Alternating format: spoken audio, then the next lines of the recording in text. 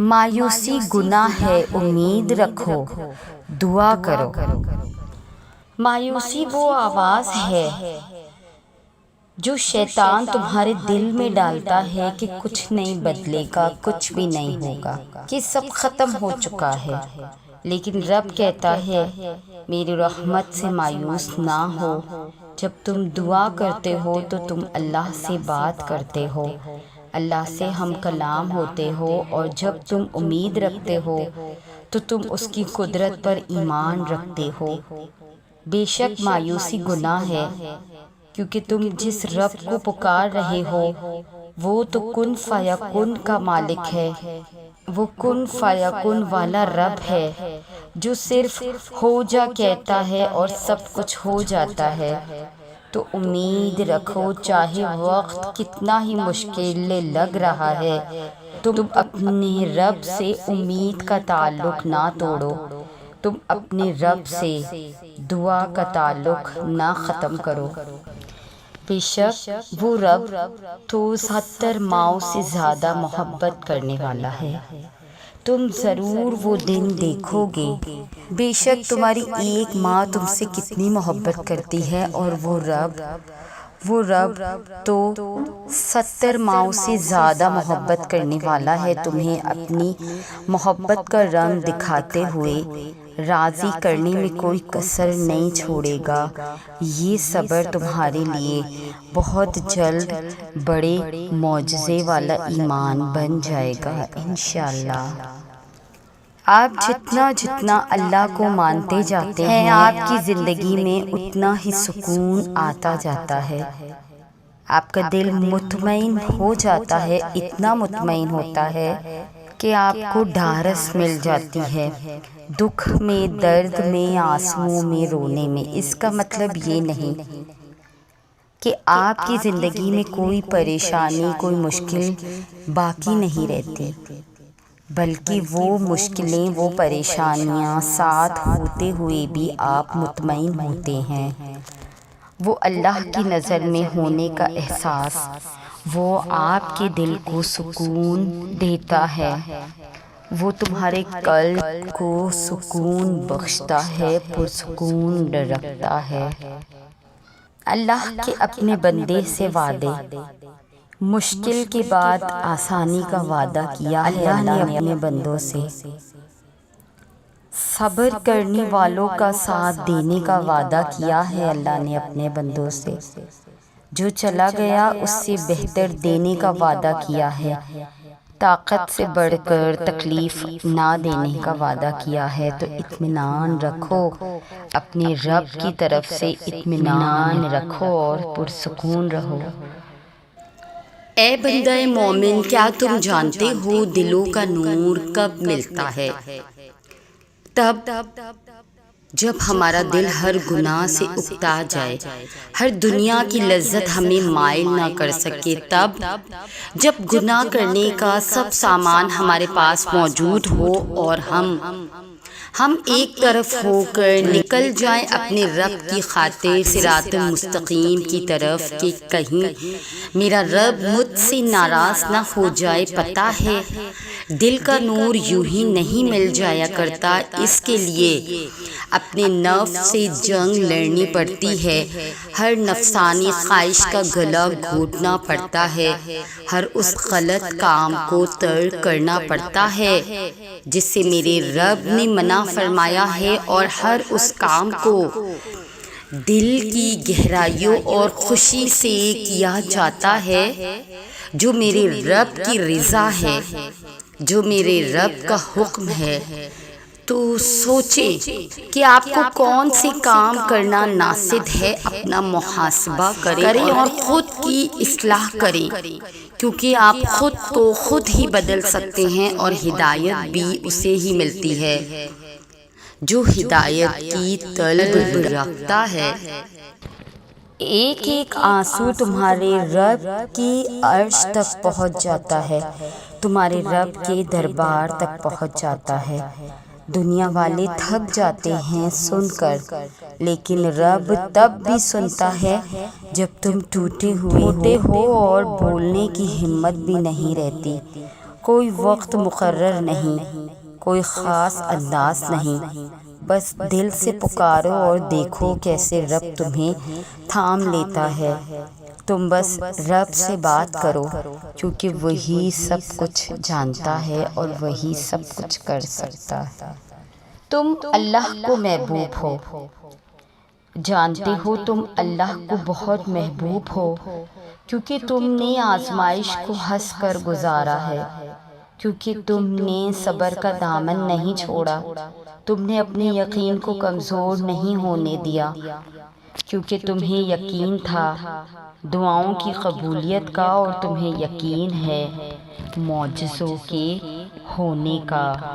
کیا ہی خوبصورت الفاظ کسی سیانی نے کہے کہ ذرا سا صبر کرو، کیا پتہ اللہ کی بھی رضا وہی ہو جس کی تم آس امید لگائے بیٹھے ہو، اور وہ تمہیں صحیح وقت پر نواز دینا چاہتا ہو۔ تم بس اپنے رب سے بات کرو۔ جب دل اداس ہو اور کوئی سمجھنے والا نہ ملے تو تم بس اپنے رب سے ہم کلام ہو جاؤ، اپنے رب سے بات کرو۔ وہ تمہارے لفظوں کا محتاج نہیں، وہ تمہاری خاموشی سن لیتا ہے، تمہاری آنکھ سے گرتا ایک ایک آنسو۔ ہماری زندگی میں ایک وقت ایسا ضرور آتا ہے جب ہمیں کوئی انسان دل کی گہرائیوں سے بے لوث محبت کرتا ہے، بنا کسی غرض کے، بنا کسی وجہ کے سچی محبت کرتا ہے۔ ایسی محبت جو ہمارے وہم و گمان سے پرے ہوتی ہے۔ ہمیں اس انتہا، اس حد پر بھی سمجھا جا سکتا ہے، چاہا بھی جا سکتا ہے۔ ایسی محبت کی جا سکتی ہے جیسے آپ صرف سوچ سکتے ہیں، تصور کر سکتے ہیں کہ کوئی ہمیں اس قدر، اس شدت پہ چاہے، ہمارے حق میں ہر وقت دعا کرتا ہو، جس کے لیے خوشی کا مقصد صرف آپ کی ذات ہو، آپ کی خوشیاں ہوں، جو آپ کی آنکھ میں آنسو نہ دیکھ سکتا ہو۔ زندگی کے ایک مقام پر محبت ہم پر مہربان ضرور ہوتی ہے۔ ہمیں ایسا کوئی شخص ضرور ملتا ہے جس کے لیے ہم تمام خامیوں کے باوجود سب سے خاص، سب سے اہم ہوتے ہیں۔ ایسے شخص کو اپنی زندگی میں سے کبھی نہیں جانے دینا چاہیے، کچھ بھی ہو، کسی بھی دنیاوی دکھاوے یا کسی خود غرض خواہش کے پیچھے لگ کر کبھی بھی ایسے شخص کو کھونا نہیں چاہیے۔ ایسے شخص کو تو چھپا لینا چاہیے، اپنی محبت، اپنی چاہت کے ساتھ اسے باندھ لینا چاہیے۔ وہی تو سب سے قیمتی اثاثہ ہوتا ہے۔ ہماری پوری زندگی میں وہ واحد شخص ہوتا ہے جس کے ساتھ ہماری روح کا تعلق ہوتا ہے، جس کے ساتھ ہمارے سکون کا تعلق ہوتا ہے، جس کے ساتھ ہمارے ہر خواہش، ہر خواب، ہر تمنا، ہر ارمان، ہر خوشی و غم کا تعلق ہوتا ہے۔ ایسے شخص کی تو خود سے زیادہ حفاظت کرنی چاہیے، کسی پیش قیمت خزانے کی طرح، کہ کہیں اسے کوئی ہم سے چھین نہ لے۔ مقدر آزمائش، دنیا، لوگ اس کو آپ سے چھین نہ لے، کہیں وہ چلا نہ جائے، چھوڑ نہ جائے، کہیں وہ کسی اور کے حصے میں نہ آ جائے۔ زندگی میں آپ کو بہت سے انسان ملتے ہیں، اچھے، برے، امیر، غریب، سب مل جاتا ہے۔ جو نہیں ملتا تو ایک ایسا شخص جو دل و جان سے محبت کرے، جو اپنی ذات کی نفی کر کے بھی آپ کو خوش کرے۔ اگر آپ کی زندگی میں ایسا کوئی شخص ہے تو اسے خدا را کہیں مت جانے دیں۔ اسے کہتے اس کے بنا آپ کی ذات ادھوری ہے، نامکمل ہے۔ اپنی ذات کی تکمیل کر کے اپنے وجود کی ایسے لوگ اگر زندگی سے چلے جائیں تو زندگی کس قدر ویران، تنہا، خاموش اور بے معنی ہو جاتی ہے۔ اس بات کا اندازہ آپ تمام عمر بھی نہیں کر سکتے، اس لیے اپنی زندگی کو ویران ہونے سے بچائے، اپنی ذات کو کھوکھلا ہونے سے بچائے۔ زندگی، محبت، قسمت ہر کسی پر بار بار مہربان نہیں ہوتی۔ جو یہ چلا گیا تو سب چلا گیا اور پھر اس جیسا کوئی نہیں۔ یاد ہے مجھے وہ وقت جب حقیقی معنوں میں اللہ کو پہچانی، تب میری زندگی میں اس ایک شخص کی بھی کوئی اہمیت نہ رہی جس کا میں نے پہلے ذکر کیا۔ اللہ نے جب مجھے اپنی محبت سے نوازا تھا، میں ٹوٹ گئی تھی، بکھر گئی تھی، گر گئی تھی۔ جب اس کی محبت نے مجھے سنبھالا تھا، مجھے یاد ہے وہ قیمتی وقت جب پہلی بار میں نے تہجد پڑھی تھی۔ اس قدر تکلیف میں اس کے پاس گئی تھی کہ دل چور چور تھا، آنکھیں آنسوؤں سے نم تھی، لیکن میرے قدم اس کی جانب بڑھتے جا رہے تھے۔ وہ وقت تھا جب اس نے مجھے اپنی آغوش میں لے لیا تھا، جیسے سارے زخم اس وقت بھر گئے تھے۔ اس محبت کا اثر اتنا گہرا تھا کہ میں سارے غم بھول گئی تھی اور اس کی محبت میری روح میں اتر گئی تھی۔ پھر میرے دل کو سکون آ گیا۔ آج جب سوچتی ہوں تو حیرانیت ہوتی ہے، وہ زخم تو اتنے گہرے تھے، لگتا تھا کبھی نہیں بھریں گے۔ وہ تکلیف اتنی زیادہ تھی کہ لگتا تھا کہ اب ساری زندگی انہی آنسوؤں کے ساتھ گزارنی پڑے گی۔ لیکن کیسے اس کی محبت نے ہر ایک منظر بدل دیا۔ اتنی جلدی میں وہ ماضی کی تکلیفیں بھول جاؤں گی، یہ کبھی نہ سوچا تھا۔